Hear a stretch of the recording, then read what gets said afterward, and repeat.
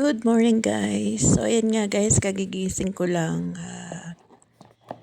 Every gising ayan guys, nag-ano ko ng blood pressure ko guys. So ayan, kagigising ko lang 5:30 AM dito sa Saudi pero masikat na ang araw dahil summer na. So ayan nga guys, ayan ang aking blood pressure hindi talaga hindi ma-maintain ng normal. Talagang minsan mataas, minsan mababa.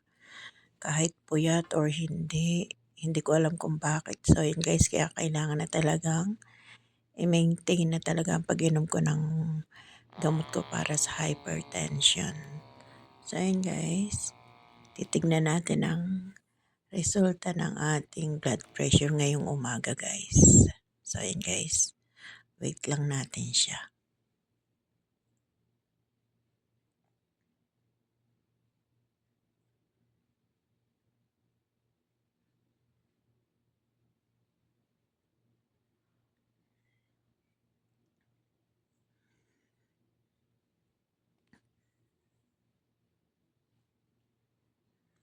So yun guys, mataas na naman nga ang aking BP.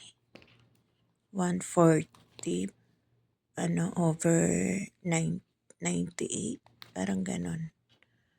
So yun guys, mag-uulit pa ako. Pag ganyang mataas siya talaga dalawang beses ako mag-BP guys. Yan, tignan natin ulit kung ano ang talagang lalabas na blood pressure ko ngayong umaga guys. Wait natin siya guys.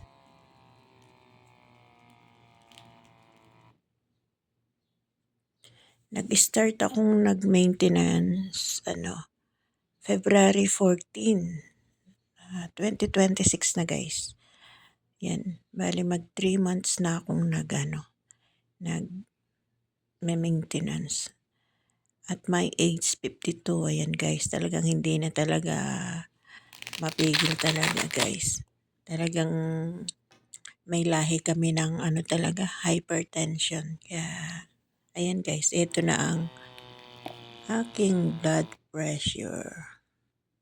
Mataas siya guys.